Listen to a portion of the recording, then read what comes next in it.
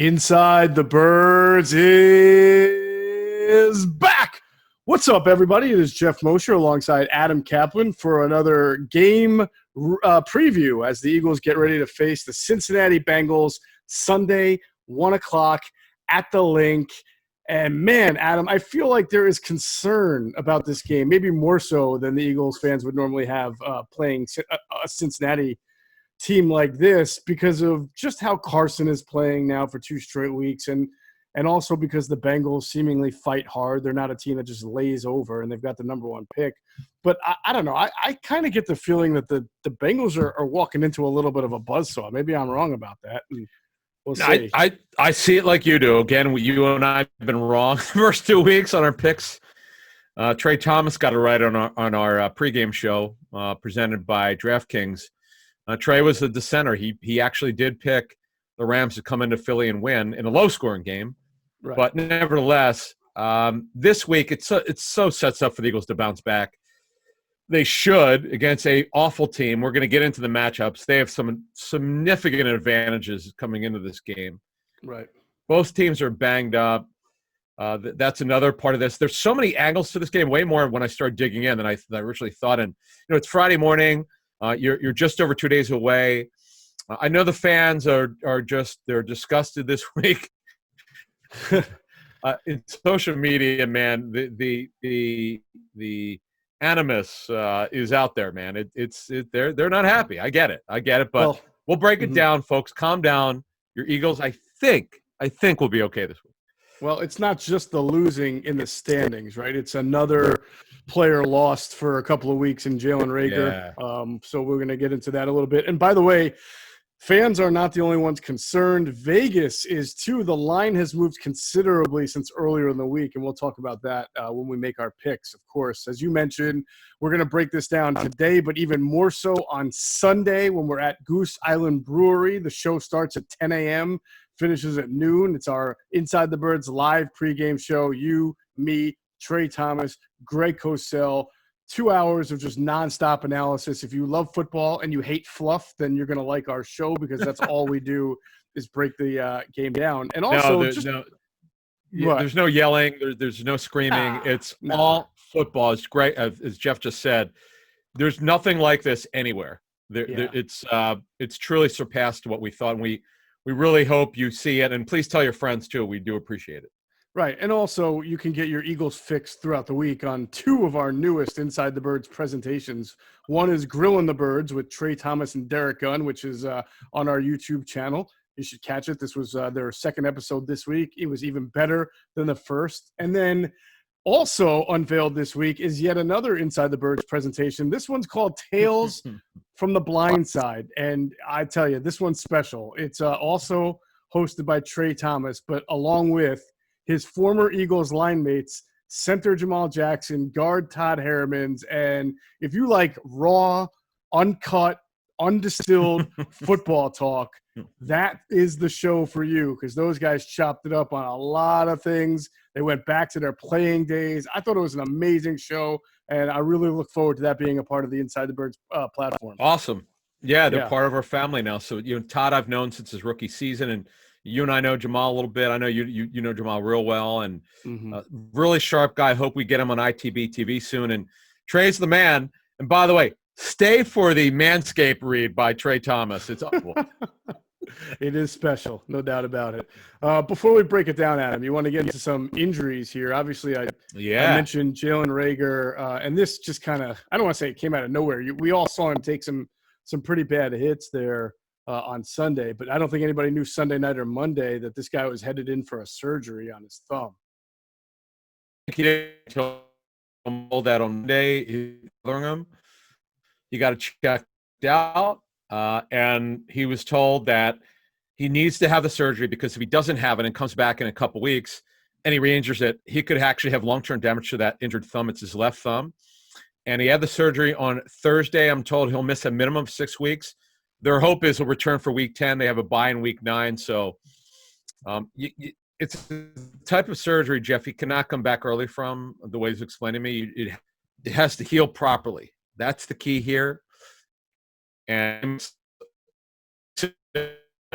No idea. I had no idea. I gave her some report Wednesday, and they said the Eagles had a practice that was going to be out for a bit, and then but I was told he kind of as much as he wanted to play, I give this kid credit. He really wanted to do it. They had no choice here, and that was the first big news of the week. But then there was something big that happened Thursday, Mr. Mosher. Well, of course, Alshon Jeffrey comes back to practice, and it's Yeah. kind of funny. You joked about how one guy goes down, and then all of a sudden, Alshon Jeffrey is there and practiced. He practiced in a limited fashion. Obviously, they're trying to work him back if they can, and I never envisioned that they would be so shorthanded again at wide receiver when he was ready to come back. But I think it's hard to see him playing on Sunday. He's only done some limited work, but he might be now someone that they have to rely on down the stretch, Adam. Yeah, my understanding of Thursdays he did individual work, but looked really good in it. So, look, Friday's the last practice. Later today's the last practice. That's a very llight practice. I'm not going to rule it out, and if he plays, I would think it would be in a limited role. But I think better chance for next week at the Niners, and they're going to need him. It's just weird how Rager, who has been playing X, some Z, but mostly X, Jeffrey only plays the X. So if Jeffrey doesn't play now, Jeff, they've got some challenges to the wide receiver position, and this to me screams of Deontay Burnett's probably going to have to be added as a call-up on Saturday from the practice squad. He is, and it's kind of funny about how the more things change, the more they wind up staying the same. And I don't know, maybe the optimist will look and say, you know what? Carson Wentz snapped out of his slump and played his best football last year when they were in heavy 12 personnel and the no-name wide receivers were out there. So I think the big question is, Adam, and we'll probably find out a little bit more about this going up to the game and then even after, is what is JJ Arcega-Whiteside's role on this team? Yeah. And does he have an even more prominent one now that Jalen Reagor is out? It's a very good question. He is the lone man standing at X. I don't know how as you said, the Eagles still ran somewhere around 80% of 12 personnel last week, and no one's running more 12 personnel than they are. To me, right now, you go with what you have. Yeah, is it probably going to look like the final four games when Wentz was working with four guys who were not on the opening day roster last year? Probably so, but they've got those two tight ends. But you have Djax. You got Djax. Right. You got Hightower. I get he was benched last week. He only played 7 snaps. The Eagles don't need to announce anything with Hightower. They're telling you by the snaps they were down on him. That's why he only played 7 snaps. So I expect him to play quite a bit. When I say quite a bit, probably a lot more than 7 snaps. You ought to play 25 or 30 snaps. He's not an X. He's not strong enough. He could play Z and he could play slot. He could play movement Z, which he did in training camp, I'm told. So get him out there. The kid had a really good training camp. You and I had similar information. Very high football IQ.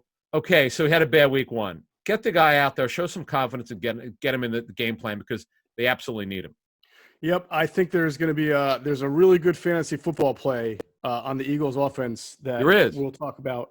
I'm not going to get into it now, but I'll drop a hint. All right, a little bit got later. My appetite whetted. I didn't know that. I know those are your favorite words. Let's also talk about injuries on the defensive side. Fletcher Cox got the abdomen, was out of practice again. Yeah. Rudy Ford has the groin, and he's going to be out for a while. I mean, listen, they kept a ton of safeties. I know Rudy Ford. It does hurt their special teams because the Bengals have some good returners.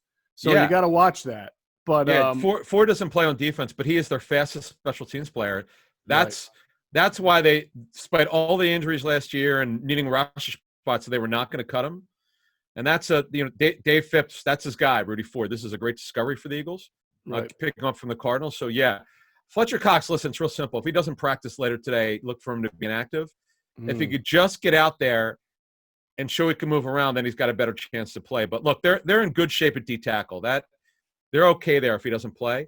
Right. And as we get into the matchups, Jeff, their D line versus the Bengals offensive line. Oh my God, what a mismatch! And by the way, the Bengals. Let's get to their injuries. Geno Atkins hasn't practiced this season yet. He's not expected to play. Mike Daniels is backup. He is in practice this week. not looking good for them, especially Atkins. So this is yet another reason why the Eagles have an advantage. Yeah, I have a man crush on Mike Daniels, by the way. He's from my neck of the woods here in South Jersey. I believe he's a Triton Regional High School alum. So good dude, very personable. I don't know if you've ever spoken to him, but really nice I did. guy. I met him when his brother Sean Daniels was playing for the Soul. I was working for the Soul a couple years, and I met Mike. What a great dude. Yeah, it's a shame. Awesome He's had all these injuries, had it with the Lions and now with the Bengals, and they need him, but they're in trouble there. There's no question.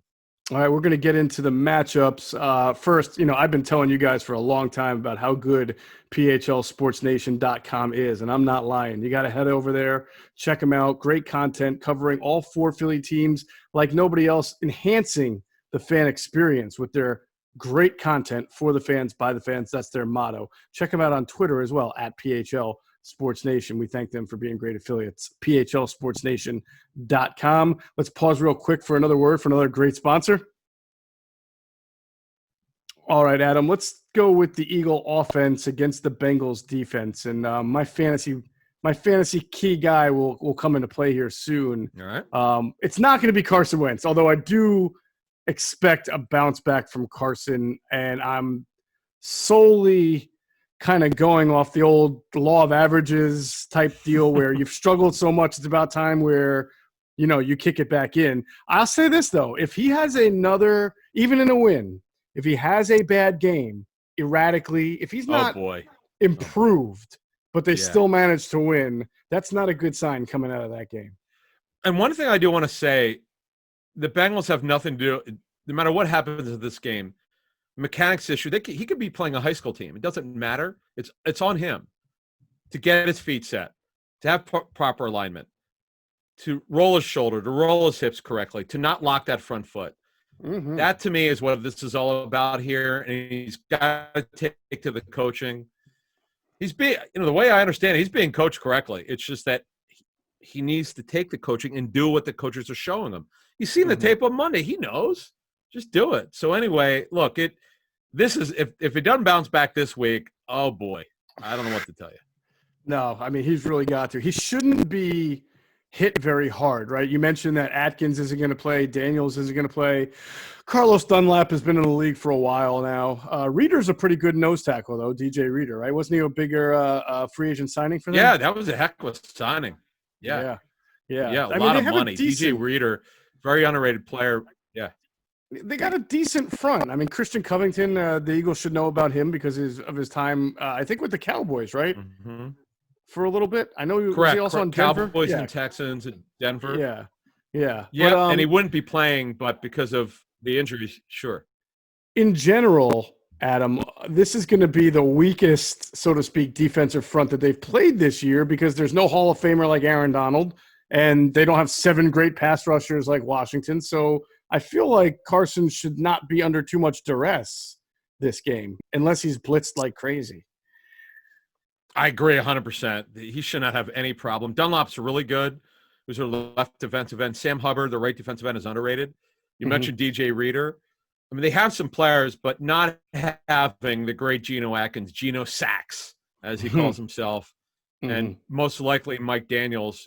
It's a problem. It crushes their defensive tackle rotation. There's no question about it. The Eagles, to me, I was so encouraged with the way that their offensive line played last week. And that's a good thing coming into this game, that they'll have that confidence. And Kelsey, by the way, is phenomenal, I'm told. Absolutely phenomenal. He had a great game. Trey Thomas he come in. Showed that. Yeah. That's good. So that's good that they got that going. Yeah, and so, what the Eagles normally like to do if they can, Adam, is get that passing game going. And, you look at the linebackers for the Bengals and their safeties, these matchups on their tight ends, Josh Bynes, Jermaine Pratt. I like their rookie linebackers. And I think Dave Phipp this week even made a point to say that the Eagles, liked a couple of these guys, Logan Wilson, right, and Akeem Davis-Gaither, who Andrew DeCecco was really high on, even Marcus Bailey from Purdue. It's interesting, and I'm sure it'll get brought up at some point that these are linebackers who are rookies who are contributing, and the Eagles have one they picked in the 3rd round ahead of those guys who is not contributing. Yeah, and Logan Wilson was the guy I know the Eagles really liked. And Definitely. look, they were not going to take him the second round. That was very clear to me, and that's kind of where they're at. But Wilson, by the way, is not playing a ton. He's not playing very much at linebacker. Very not a lot of snaps. But Bynes is the veteran of the group. Mm-hmm. The way that you beat them is you throw, but quite frankly, you could do it any way you want. They were awful against the run last week. The Eagles could pick their poison, but you have to be encouraged. After the first couple carries, Sanders looked terrific. He really did. And what was told to me, Jeff, is he was very decisive, and that's really good coming back from a 5-week layoff. Well, I'm glad you brought that name up because now I get to unveil my fantasy nugget for this week from this game. I think Miles Sanders is going to have a very big game. I think it for two reasons, Adam. I think that Doug is going to do a nice job like he did last game of getting the run and pass mix. Of course, he'll pass more, but I think he is going to try to gash this front. And I do think he's going to listen, if Carson's going to figure this thing out, he's going to see on tape that Miles Sanders had opportunities in the passing game and against this defense. And if Carson is still trying to work through things, which I think he is, and if Doug is trying to really help him out, he's going to give a lot of plays where Carson can get rid of that ball quickly to Miles, either in the flat or even on routes coming out of the backfield. I think this is going to be the type of game where Miles is going to get, 13 to 15 carries and 5 to 6 touches and go over 100 yards and maybe have a touchdown. 13 to 15 carries. If he only has 13 to 15 carries, that would worry me. That means either he got hurt. Oh, yeah, that's a good point. That's a good point because you expect him to win, right? Yeah. That he ought to get easily 20. As a matter of fact, if they could do what you and I think they're going to do, have a pretty sizable lead here, we could see a little bit more of Boston Scott and Corey Clement as a closer. Sanders in a bad loss had 20 carries. You know what? One thing that I liked is that they did get him out on pass routes, but the problem is Carson missed him on a flare route. He should have had him. You and I talked about on our Wednesday show about the lack of vision from Carson. He wasn't seeing the field clearly.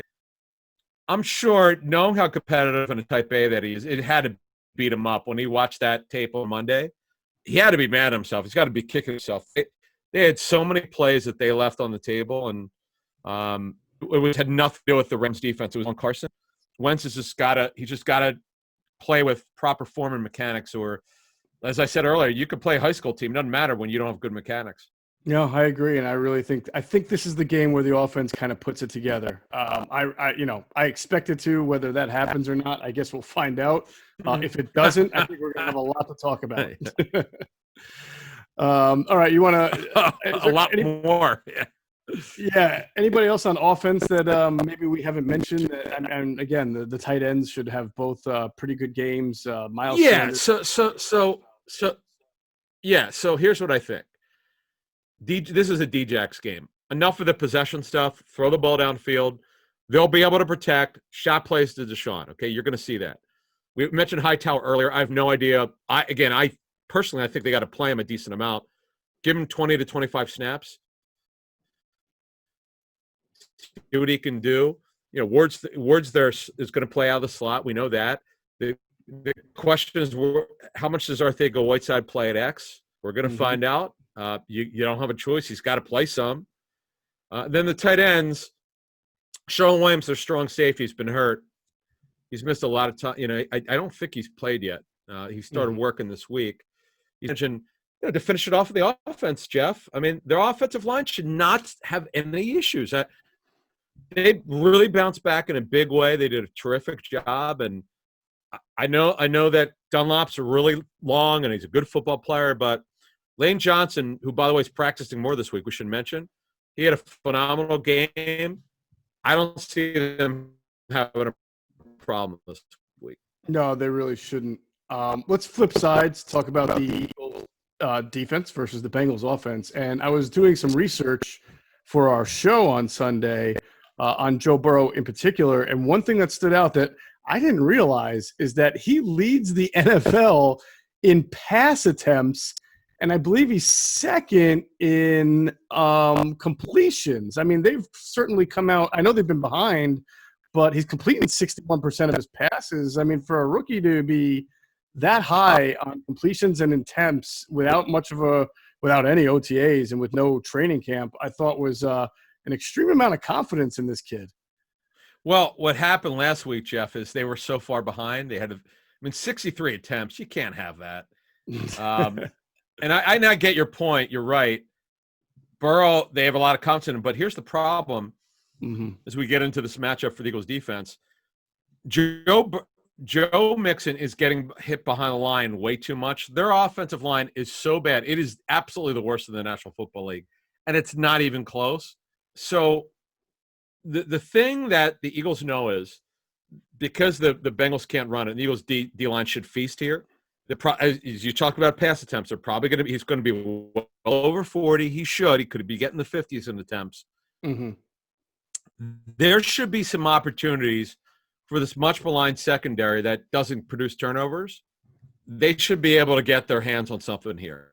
I know Burrs are pretty careful with the football, but when you keep asking a guy to throw, and it would help if Jim Schwartz would disguise a little bit. I know he doesn't do it.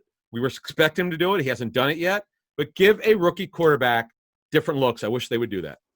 Yeah, and maybe I'm kind of wondering if this is the week where we see a little bit of disguise and deception from Jim and a little bit of innovation from Doug on offense. I mean, we've been waiting for that for 2 weeks, and you're 0-2, and maybe you might want to start getting that going. Yeah. But the one thing that's impressed me about Burrow, Adam, is that for a rookie to have 97 pass attempts through 2 weeks and only 1 interception, that's pretty good because clearly, as you're mentioning, they've had to pass. They're behind. It's been predictable. And he's throwing, but he's not getting picked off. No, and that's why I said that it would help if you gave him different looks. Yeah. But that it hasn't happened yet.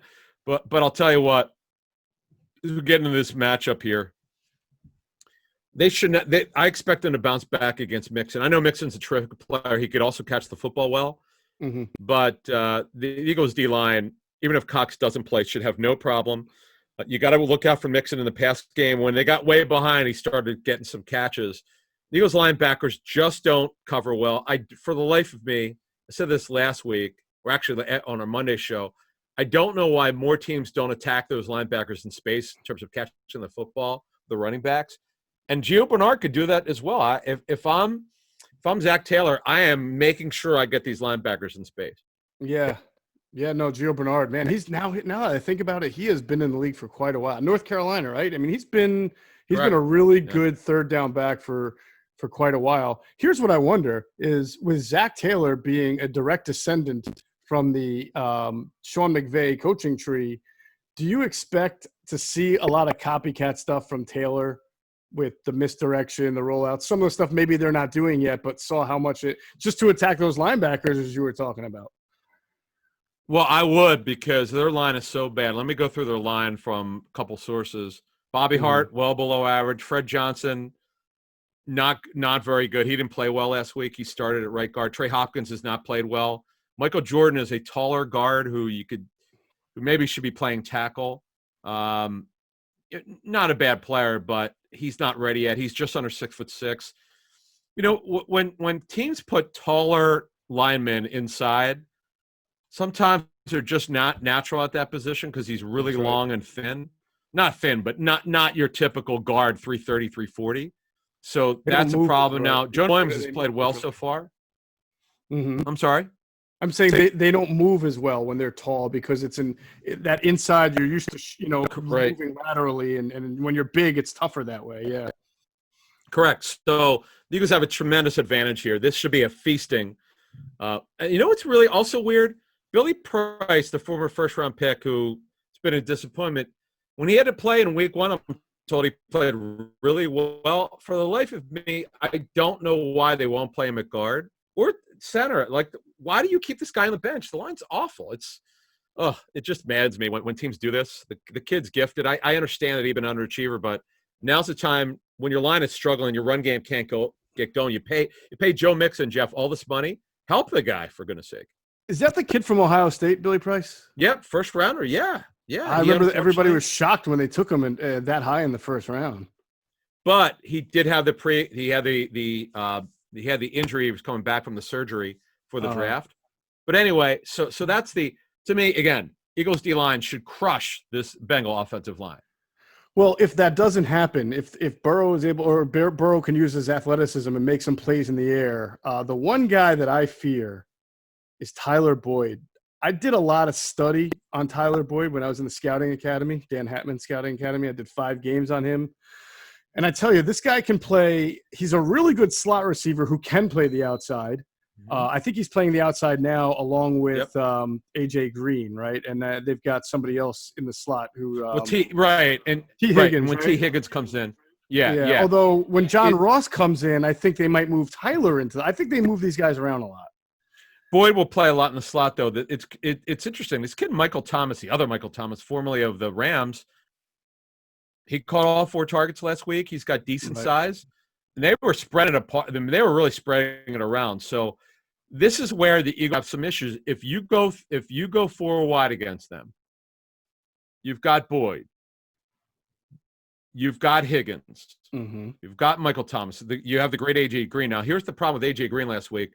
He and Burrow were having problems hooking up. Their conversions, their target to catch conversions were terrible. Green had 13 targets, but only 3 catches. That's embarrassing. That is. A couple of them, they were out of bounds. Right. One of them, AJ couldn't get his feet in bounds. But I still, if I'm Zach Taylor, I am spreading the Eagles out. That's your only chance to win here. Yeah. And so I'll say this for our listeners. One route to really watch is Tyler Boyd on the deep post from the slot. He's really, really good. He's a good route runner, and he's very good in contested catches. When you run that post from the slot, you position yourself downfield between, especially against a cover 1 like Jim plays, between that deep safety and the corner, right? Especially in zone. And he's really good at catching that ball in that window, taking that hit, and coming down with the football. I must have seen that 5 or 6 times in different games where, well, the quarterback at then was Andy Dalton. But nonetheless, if that's a route that a guy likes, he'll communicate it to his quarterback. So we've seen that Rodney had kind of not so much of a great game last week, and Maddox hasn't had the best game. So I don't know where they're going to put Slay, if they're going to match him on someone in particular or have him, stay in one spot. I don't know, but I just telling you, Tyler Boyd's a guy that I think you got to watch in a lot of different ways. It's incredible.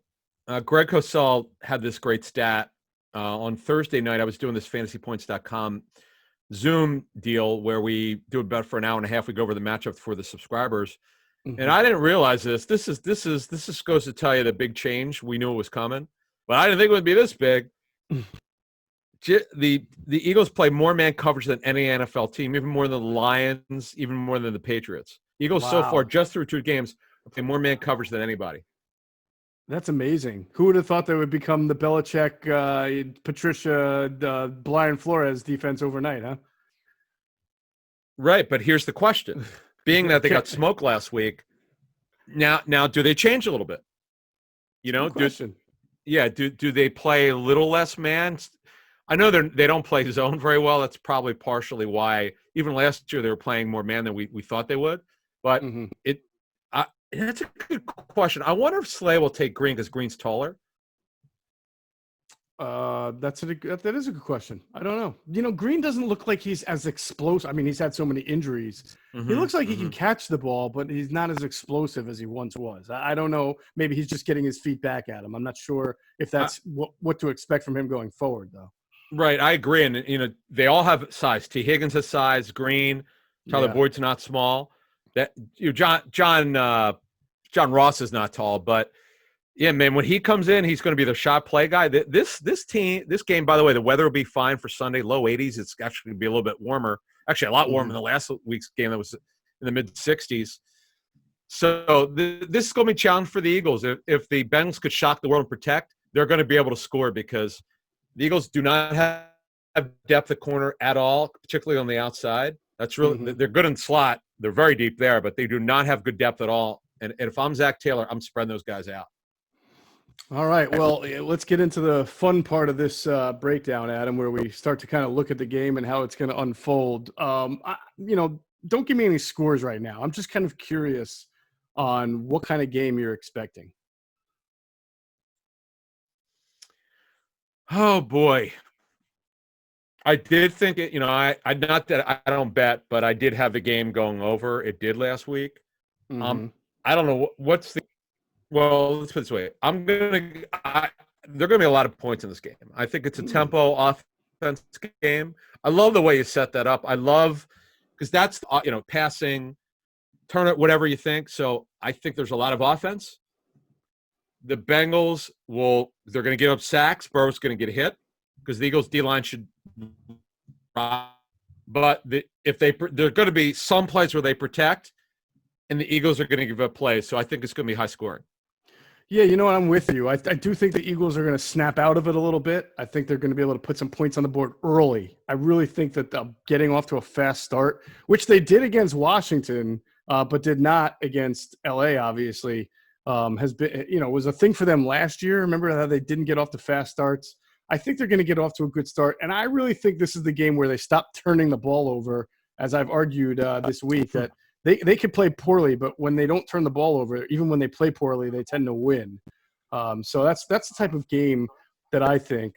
We've been telling people about our new partners, BetQL, Adam, and how important they are to helping you make that kind of decision before you put your wager in with our friends at DraftKings. And I know BetQL has kind of analyzed this game, and if you go to their app or the website betql.com, sign up, and you get really interesting data and stats and little analytical trends that are help you to make your decision on how to wager. For example, they're right now, they don't like the original line. They kind of disagree with Vegas. They actually think it should be closer to a plus or minus 3 on this one. So with the Eagles as the favorite. So maybe it'll get there. Yeah, maybe it'll get there by game day, because it did start off at on DraftKings as Eagles favored by 6, and the last time I checked, it was down to 4.5. I believe is what I told you, right? Well, and maybe because they needed, maybe the money was heavy on the Eagles, so they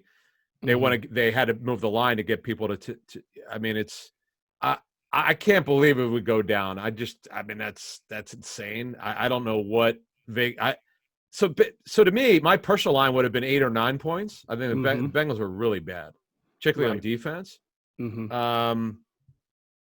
I could see so it opened at 6, and it's down to 4.5, so BetQL actually thinks it should be 3, huh? Yeah, and they make a good point about how can you expect the Eagles to be like 5.5 point favorites or more when they are struggling to score 20 points altogether. I mean, if you got to win by 5.5 and you have 20 points, that means you have to hold your opponent to 16, right? And their defense has been kind of even especially in the red zone. They have one of the worst red zone defenses in the league this year. So I just think it's really interesting. It makes you really think deeper about the stats and the trends. So go to our friends at BetQL. Yeah, really, really good stuff. Go to our friends at BetQL.com or download their app. And if you sign up with the promo code BIRDS20, you will get a discount on your sign up. I believe a 20% discount. So sign up using the promo code BIRDS20. All right, as I mentioned, the line started at 6. It's down to 4.5. The over-under is 46. So what are you thinking for a score?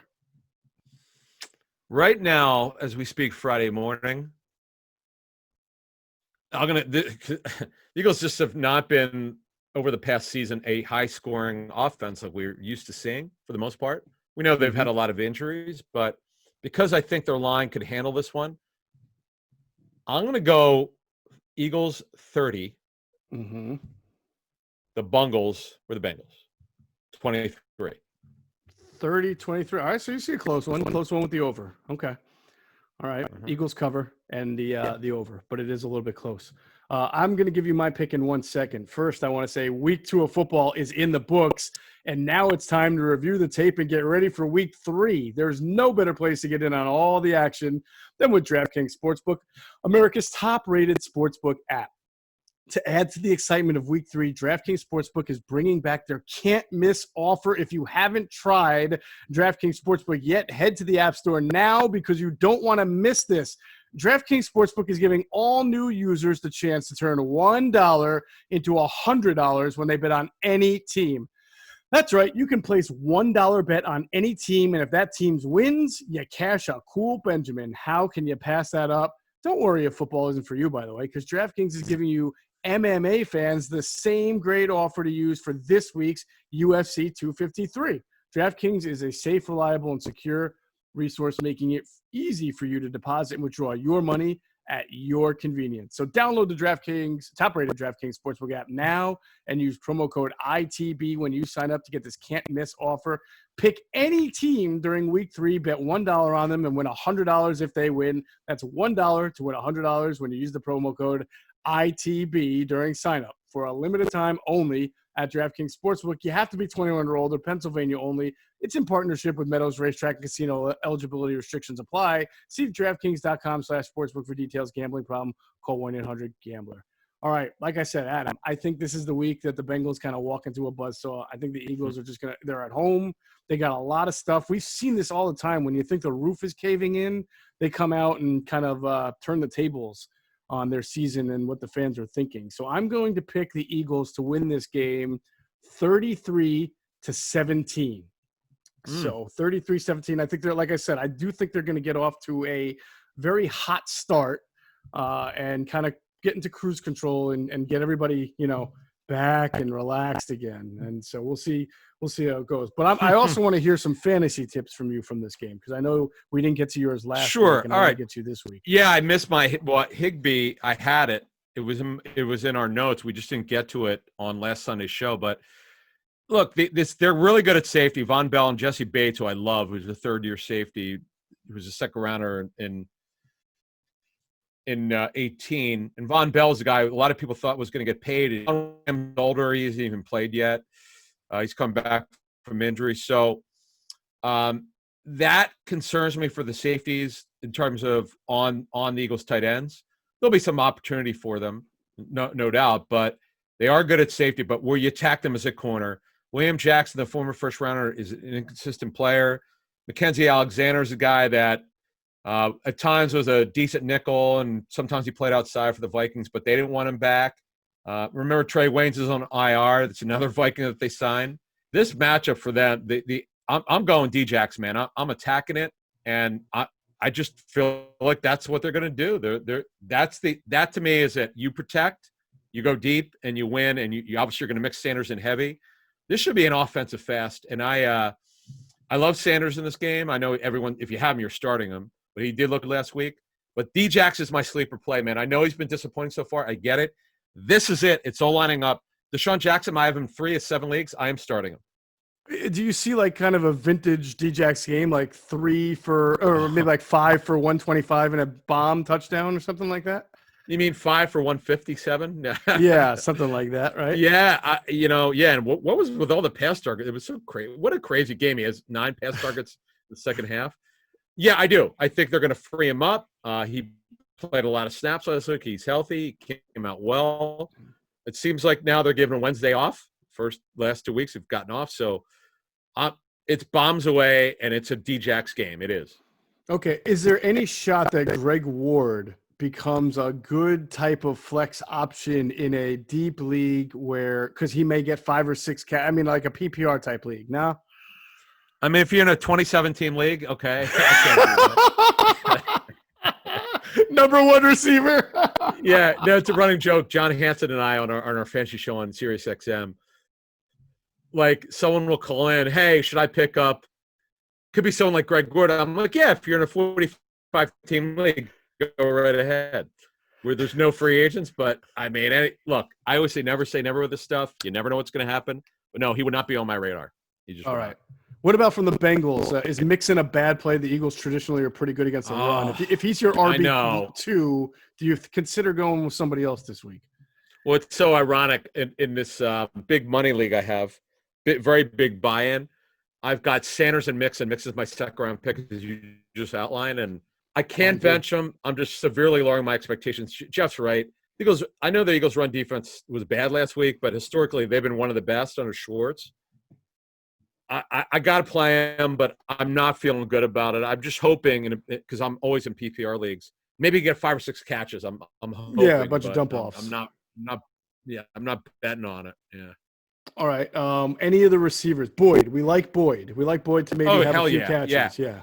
Yeah. When LeBlanc's on him, Boyd's a terrific football player. I'm so glad you mentioned him earlier.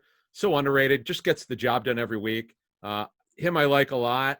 Overall to me, again, if I'm the Bengals, I'm spreading them out. Boyd's in my lineup. I don't. Any league I have him, he's in my lineup. Oh, Drew Sample. Some people probably are thinking about him because Uzama, the tight end who had a big game last week before he got hurt with the Achilles injury. Drew Sample takes over for him, and then he gets a lot of catches. But the Eagles under Schwartz, most of the time they cover the tight end well. It's funny, the Eagles under Chip Kelly and then under Andy Reid, particularly Andy Reid, it was like one of the worst teams historically covering tight ends, but not under Schwartz. Schwartz does for the most part, they do a good job.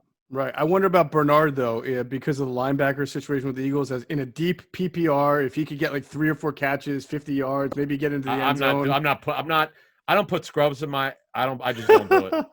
I just don't. Because you're not looking for 7 points. I mean, that's not something you would aspire to have, but you would really have to be deep. I get it. I appreciate you're going deep here, but here's a question for you. I've been thinking about this one because they were terrible so far, but Eagles defense in this game, what do you think? Fantasy. What do I think about their abilities? Fantasy. Oh, no, fantasy. Oh, Eagles defense. Oh, yeah. You know what? If you're going to start them, this is the week to do it, I think. I really do think they get at least 1 turnover. That's another thing. I mean, they've got the lowest I think, is it the worst turnover ratio in the league? Because they've given up 6. They only have given away 6. Yeah, they only have 2. One was on the Cup fumble on the return. Right. What's the other one? I thought that was it. Is that it? I think it's 6 giveaways and 1 takeaway. Jeez. Anyway, that look, when you're -3 or 4 after 2 weeks, that's embarrassing. I mean, this is a week, Geoff, that before we get out of here, this is a week for them to start getting off. I can't recommend them because I think they're depending on if you get credit for points against, this could be a game where you may not want to do it because the Bengals, they're very gifted at wide receiver. Right. Well, now's a good time to mention that you did a great job last week in our fantasy, our DraftKings sponsored DFL league. I think you definitely did better than me, and you were a top 5 finisher. So we're going to do it again this week like we're doing every week. And again, there's weekly prizes, and then there's a season-long champion prize that will be given out to whoever can come out on top in our league. So check out Adam's Twitter account at Caplan NFL. Check out mine at Geoff Mosher NFL, or the Twitter account for Inside the Birds at Inside Birds, because we'll be pushing out that link again pretty soon if you want to get involved in our season-long DFL for football and see if you can beat the experts. Adam, you're the expert. I'm like a fledgling. I'm like your student, your apprentice maybe. But maybe by the end of the year, I'll have done better than you. We'll see about that. Well, look, I played fantasy, Geoff, now 30 years. I like it. Fantasy is the reason, really, one of the big reasons why I became a reporter, because I'm so fascinated by numbers. And look, there were 50 entrants. I think they capped it at 50 last week, and I finished 5th. I'm going to give people a hint. I have a lot of Eagles in my lineup this week. That's all I'll tell you. There you go. All right, a little secret there. All right, come see us on Sunday, 10 a.m. at Goose Island Brewhouse in Philadelphia. Me, Adam, Trey Thomas, Greg Cosell. We're going to have 2 hours of great breakdown. Also, check out InsideTheBirds.com. We've had some pretty good stories up there this week. Andrew DeCecco is going to do his scouting report, which is always – listen, real quick before we get out of here, Andrew doesn't just write a scouting report like, the Bengals have the number 1 quarterback in Joe Burrow and the Eagles are struggling. He really gets deep into a lot of these first and second year players that he himself has scouted in college or at the Senior Bowl or the Combine. Like, he brought up the fact that the Bengals have 2 really good returners who have been doing well for the last year or 2. And so Eagles special teams has to be on their mark because they're without Rudy Ford and without Craig James. So that was an interesting point by him. So check out InsideTheBirds.com. We'll have all the coverage there, our observations after the game, and even more stuff from Andrew and Adam. So please do that, InsideTheBirds.com. Sign up for our newsletter also while you're at it. That will do it for this episode of Inside the Birds, the leading podcast in Eagles Intel. I want to thank our producer, Hunter Brody. Check out his work on YouTube. It's called Sports Talk with Broads. And make sure you check out his Twitter account at Broads81. The Phillies have hit him pretty hard. So if you see him on Twitter or you see him on his YouTube page and he's looking a little gruff, it's because the Phillies are really, really not making him happy. They're making nobody happy, to be honest with you. That bullpen is just a disaster. So you can check out our Phillies podcast as well. It's called the Powder Blue Podcast that I do with Hunter and Frank Close. As always, we thank you for flying with us inside the bird.